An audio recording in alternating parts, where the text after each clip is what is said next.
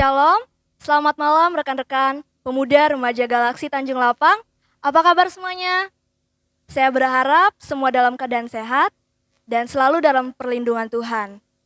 Kita patut bersyukur kepada Tuhan karena Tuhan begitu baik dalam kehidupan kita. Dia memberikan kita kesehatan, bahkan saat ini Dia memberikan kita kesempatan untuk memuji memuliakan nama Tuhan.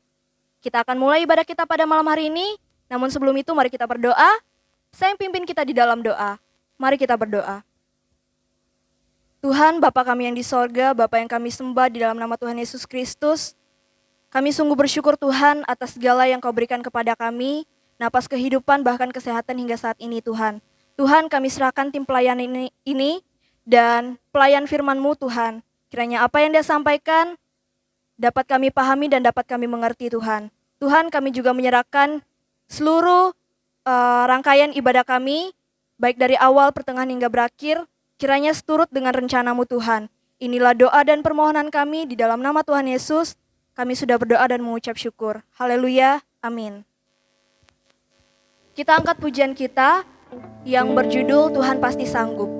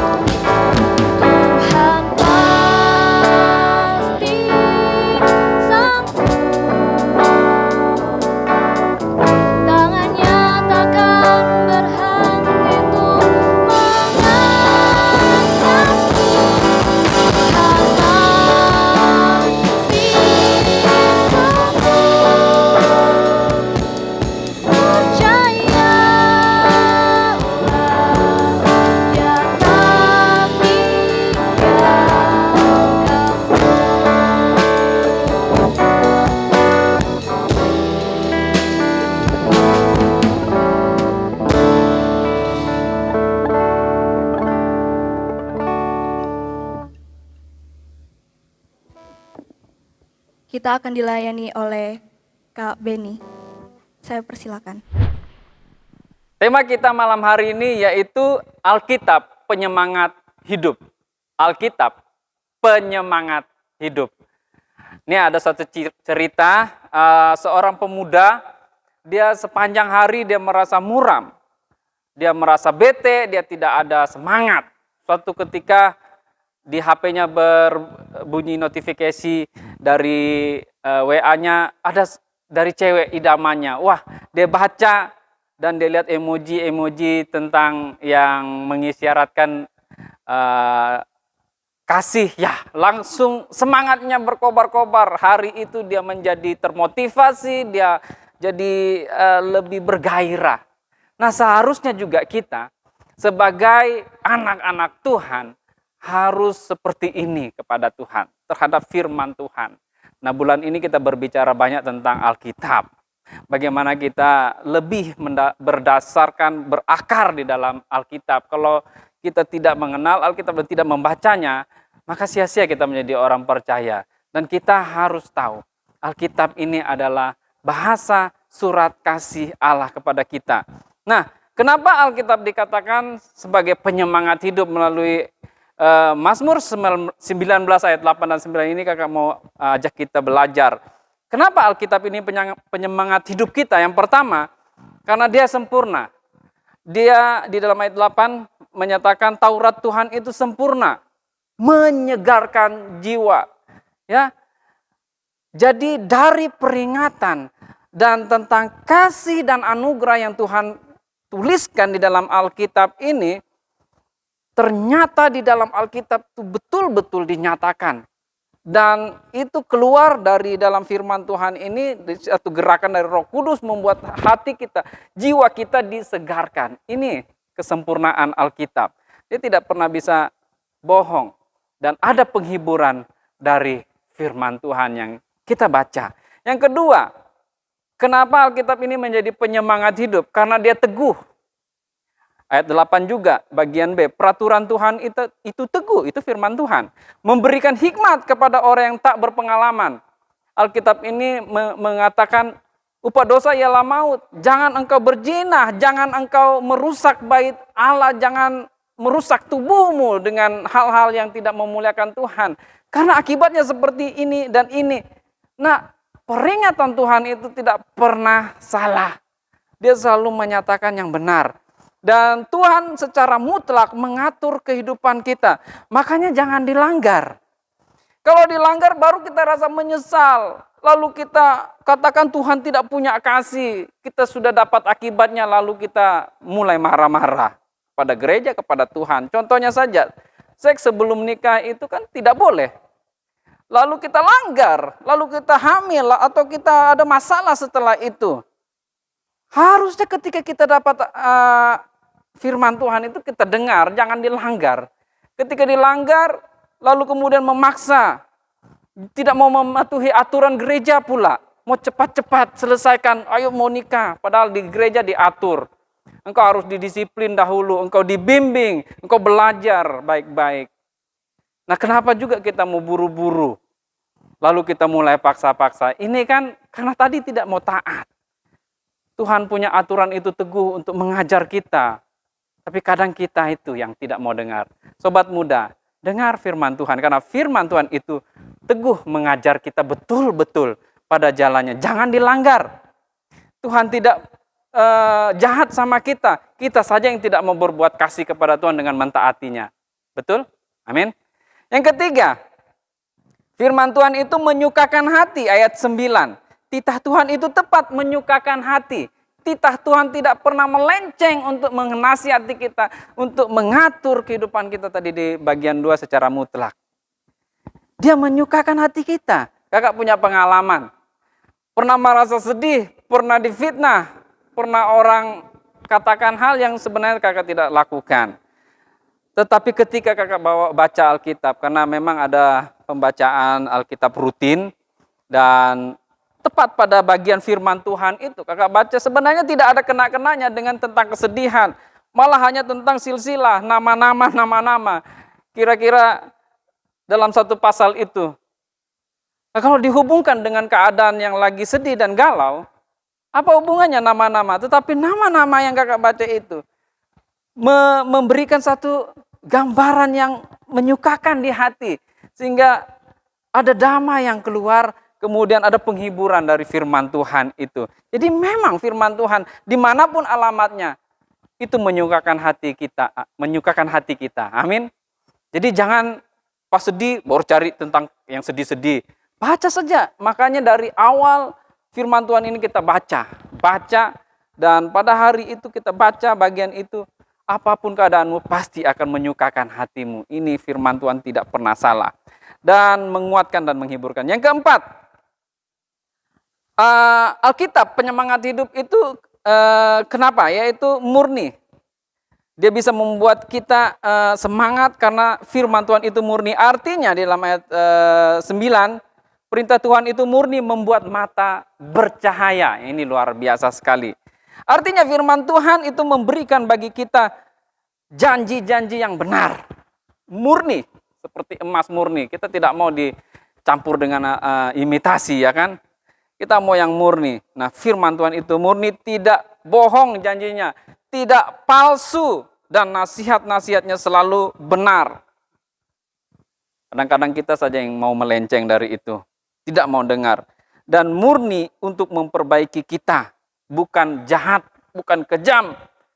Firman Tuhan itu murni mau memperbaiki kehidupan anak-anak muda menuju keselamatan di dalam Kristus. Itu ada dalam Alkitab semuanya. Nah, teman-teman yang kakak kasih dalam Yesus Kristus, minggu lalu Kak Billy mengajak kita untuk mulai setia membaca Alkitab ya. Secara rutin, ada teratur. Dan kakak mau juga Sobat Galaksi komitmen membaca Alkitab secara teratur. Setiap hari, usahakan setiap hari. Kakak mau mengakhiri khotbah ini dengan satu kisah. Ada seorang dari Kansas, dia terluka parah karena sebuah ledakan.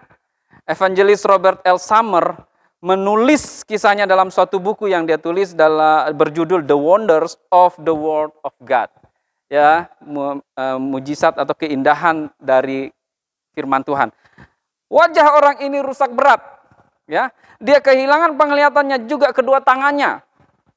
Dan orang ini ternyata orang Kristen baru. Yang suatu penyesalan terbesarnya adalah dia tidak lagi bisa membaca Alkitab karena sudah buta. Tangannya juga tidak bisa meraba untuk meraba tulisan Braille. Dan dia juga belum sempat selesai membaca Alkitab karena dia baru jadi orang percaya. Suatu ketika dia mendengar seorang perempuan di Inggris yang membaca tulisan Braille, itu tulisan untuk orang buta ya. Dia dengar perempuan ini membaca Braille dengan bibirnya, disentuhkan kepada huruf-huruf Braille itu. Dan dia mau mencoba itu juga. Dia memesan Alkitab tulisan Braille, kemudian dia mencobanya. Ternyata disadarinya bibirnya juga tidak bisa meraba, tidak bisa merasakan apa-apa. Sehingga seakan-akan lengkaplah penderitaannya. Lalu suatu ketika dia tetap punya kerinduan untuk membaca Alkitab. Dan dia mengambil itu lembaran-lembaran Braille itu, lalu dia sentuh di mulutnya. Dan tanpa sengaja lidahnya menyentuh lembaran Braille itu dan mengenal karakter Braille tersebut. Dan dia dalam hatinya, wah, saya bisa merasakan tulisan Braille ini. Dan apa yang terjadi? Dia mulai membaca Alkitab dengan lidahnya. Ini luar biasa sekali. Ketika Robert L. Summer selesai menuliskan buku ini, orang ini juga diceritakan di dalam bukunya, dia sudah membaca Alkitab Braille sebanyak 4 kali, Kejadian sampai Wahyu. Bagaimana kamu yang sehat? Apakah kita masih mau menunggu kita tidak bisa buat apa-apa baru kita mau mencoba membaca Alkitab? Saatnya kamu mulai membaca Alkitab. Kita tidak tahu kapan Yesus datang. Habis suasana seperti ini ketika Tuhan Yesus datang, lalu kamu belum selesai membaca firman Tuhan. Firman Tuhan adalah, sobat muda, Alkitab adalah chat kasihnya Tuhan kepada kita. Bacalah itu. Hidupmu akan semakin bersemangat dan semakin baik. Amin. Mari kita berdoa. Terima kasih ya Yesus, Alkitab adalah penyemangat hidup kami. Alkitab adalah tulisan yang Tuhan berikan bagi kami. Surat kasih Kristus kepada kami. Sobat-sobat muda juga. Mampukan kami mau melakukan firman-Mu ini ya Tuhan dengan rajin membaca Alkitab. Dalam situasi dan kondisi apapun kehidupan kami, pasti firman Tuhan akan menyenangkan, menyukakan hati. Karena janji firman Tuhan itu murni dan pernah bohong. Terima kasih untuk firman-Mu, haleluya, kami sudah berdoa. Amin. Kita akan mengakhiri ibadah kita pada malam hari ini. Kita akan mengangkat pujian yang mengatakan, Kau sungguh besar.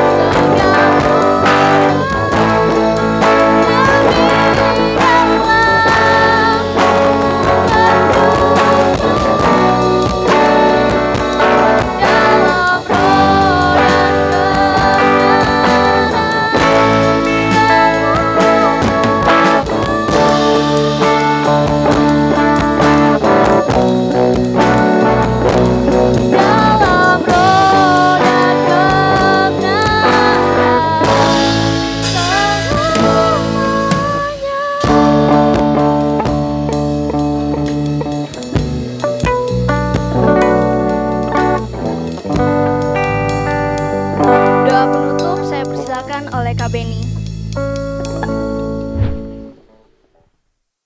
Baik sobat muda, sungguh adalah satu sukacita kita bisa memuji dan memuliakan nama Tuhan, mendengarkan firman Tuhan bersama-sama pada malam hari ini. Kita akan mengakhiri ibadah kita, mari kita berdoa.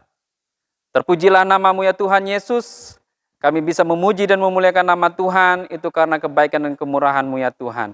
Kami juga bisa mendengarkan firman Tuhan untuk meneguhkan kami semakin cinta akan firman Tuhan, cinta akan sabda-Mu, membaca firman Tuhan dengan setia. Tuhan Yesus berkati anak-anak muda-Mu ya Tuhan, dalam pekerjaan, dalam aktivitas, dalam pendidikan. Tuhan Yesus memberikan kemampuan bagi mereka, hikmat, kesuksesan masa depan yang ajaib. Mungkin kami masih dalam pergumulan juga ya Tuhan. Perbaiki kami, pulihkan kami ya Tuhan, supaya kami menjadi anak-anak muda yang berkemenangan. Tuhan Yesus memberkati juga anak-anak muda-Mu ya Tuhan. Mungkin ada beberapa yang sakit, tolong jamah dan sembuhkan. Demikian juga mungkin ada masalah dan pergumulan, Tuhan pulihkan mereka ya Tuhan.